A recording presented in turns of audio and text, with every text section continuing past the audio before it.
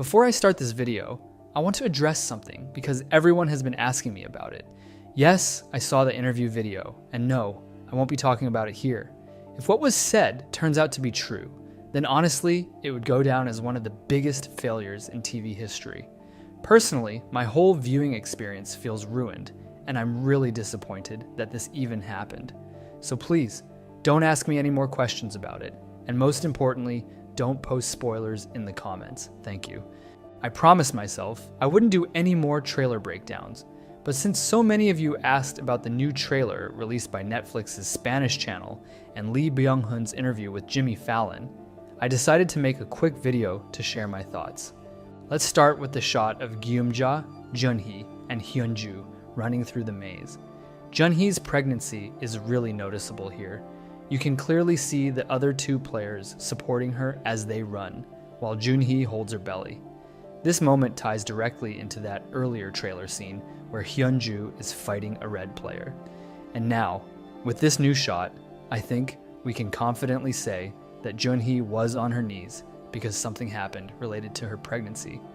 We also got a glimpse of Namgyu doing his usual Namgyu things. I don't know about you, but that close-up photo kind of freaked me out. It gave me serious "Here's Johnny" vibes. There's another intense moment with player 120 in a fight, and honestly, I think Hyunju is going to be the MVP of this episode. Previously, I speculated that the red player in that scene could be MG Coin rushing in to help Junhee. But after seeing this new image, I realized I was probably wrong. This photo gives us a much clearer look at the red player's face, and more importantly, his hairstyle. After a closer comparison, I believe it's actually player 226. If you compare this frame with Myung-gi, it doesn't really match, but if you line it up with player 226, the resemblance is much stronger. A lot of other YouTube channels have pointed this out too, and it adds weight to the theory that 226 won't survive the fourth game. Throughout the whole show, player 100 and 226 are shown together, but in the trailer, when we see the players entering the fifth game's playground, 226 is missing, even though he should be near player 100. So yeah, I'll admit it. I think I was wrong, and that red player is actually 226. We also get a clearer look at the knife, and honestly, it looks kind of beautiful in a twisted way. It perfectly reflects the show's theme, something that looks childish being used for something deadly. I still believe that if it were player 333, he wouldn't use the knife on Hyunju, but in that fight scene, the red player's hand movement clearly shows that he was aiming to kill. Finally, we get some quick shots of Daeho. I've always wondered why he was alone, and didn't team up with Hyunju during the game. Maybe there's still bad blood between them after the rebellion? Maybe Hyunju blames him for everything that happened, or maybe Daeho just doesn't have the courage to face her anymore. There's also that scene in the main trailer, when Gi-hun is brought back into the dorm. Gyum-ja, Junhee, Young-sig, and Hyunju are all sitting together, while Daeho is isolated, lying alone in his bed. That visual says a lot. We can observe that these two photos aren't from a theme room. They're clearly taken while Daeho is still in the maze, as indicated by the brick walls in the background. You can also see that he still has his player key. What's really interesting, though, is his facial expression. In the first photo, he looks genuinely scared. Judging by the direction of the bricks, it seems like he might be looking downward. Or maybe the camera angle was intentionally chosen to trick us. Something I didn't mention in my full breakdown video is the state of Daeho's hand. When he opens that door leading into a straight fall, it's covered in blood. Now that we've seen the scene where he fights player 202, we can reasonably assume he at least knocked that player down, if not killed him. That would explain the blood. However, as I said in my previous video, I still don't believe Daeho survives this game. And the second photo seems to confirm that. In this one, he doesn't look afraid anymore. Instead, his expression shows resignation. He looks tired, worn out, like he's ready to give up. And honestly, he has every reason to feel that way. In his mind, Yoongbye is dead because of him, and Yoongbye was a father figure to him. Player 390 was a fellow Marine like Daeho's real father, but it was Yongbai who supported him throughout the games, unlike his actual father, who likely abused him when he was young. As I speculated before, I believe Daeho won't find the correct door within the time limit. That's what I think we're seeing here, a man who has accepted his fate. And if Daeho dies in this game, then Hyunju has to survive, especially considering how things ended in Season 2. It wouldn't make sense for Hwang to spare both of them during the rebellion, only to kill them off in the very next episode. But if only one of them dies, that's narratively justifiable. All signs are pointing to Daeho not making it out of this maze game. Now, moving on to the last scene, it's from the 5th game, and it confirms something I've been saying for a while. This game likely has a predetermined player order. Based on the photo, it appears that the players are competing in order according to their player numbers. The only thing supporting this theory is the photo itself and the nature of the game. Unlike the glass bridge, this isn't a game of pure luck. It involves skill. That means whether you go first or last doesn't make much of a difference. Everyone has an equal shot. However, there are actually more arguments against this theory than there are for it. First, even if the game relies on skill, we've seen that it's still time-based, and we can't assume that each player gets their own individual time limit, because we've already seen 2 players on the bridge at the same time. That debunks the idea of a strictly turn-based setup.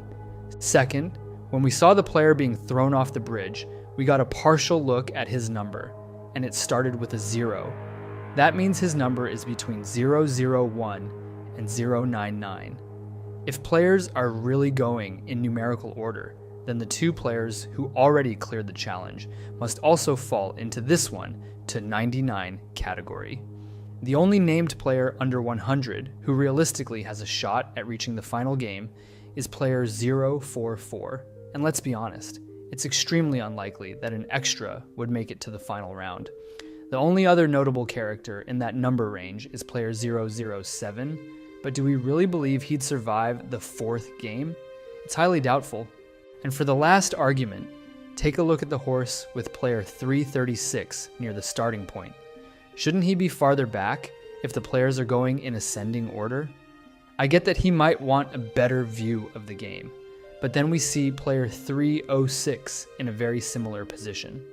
Not only that, but behind player 306, there's a player whose number starts with a 4. If this really were a strict ascending order, based on player numbers, then the groupings should look very different. This setup makes it harder to believe the game follows a numeric turn sequence. Now let's move on to the Tonight Show segment, because we got some pretty interesting insights from Lee Byung-hun's answers. The first question was, do more players learn your real identity in Season 3? Lee answered yes. Was that surprising? Maybe not entirely. Most of us expected Gi-hun to find out In-ho's true identity, and once Gi-hun knows, he wouldn't keep that information to himself. He'd likely share it with the other players in an attempt to expose the games for what they truly are, and convince them to stop playing. Imagine the impact, finding out that the mastermind behind the game, the very game that killed their friends, was hiding among them all along, just like player 001 did in Season 1. Gi-hun could even share this with Hyunju if she's still alive at that point. He might tell her that this is the real reason the rebellion failed, because they were being manipulated from within all along. Either way, I'm really curious to see how this part of the story unfolds. The next question was whether In-ho would play any games in Season 3. Lee responded by pressing both buttons. I believe this confirms that we'll see In-ho's final game, the one he won before becoming the front man. That's likely why he pressed the 2 buttons. It's hard to imagine In-ho coming back as a contestant now. The idea that the front man will play the last game against Gi-hun doesn't quite sit right. If he wanted that kind of final confrontation, he wouldn't have faked his own death, and he could rig the game mechanics to make it happen. He is the mastermind, after all. He could pull it off easily. So Byung-hun pressing both buttons suggests we'll see a flashback to his original game. And who knows, maybe that shot from the trailer is actually from the game he played. Maybe the moment he pressed the red button was the moment he won the games. For the next question, is someone else in charge of Squid Game besides the front man? Again, he pressed both buttons. This could mean a lot. First, we already knew that Inho wasn't the only one running things. We saw a black square-masked staff member managing operations while Inho was still a contestant. It could also be a reference to the VIPs, who clearly have influence over the structure and direction of the games. But the most intriguing possibility is the person Inho speaks to on the phone in Season 1. That mysterious character might be someone even higher up, a figure we've yet to meet. If Season 3 explores that character, things could get really interesting. Next question, we know there will be new games, but will any old games return? Once again, Lee pressed both buttons. To me, that suggests we'll get a deep dive into Inho's backstory, including the original version of Red Light, Green Light from his season.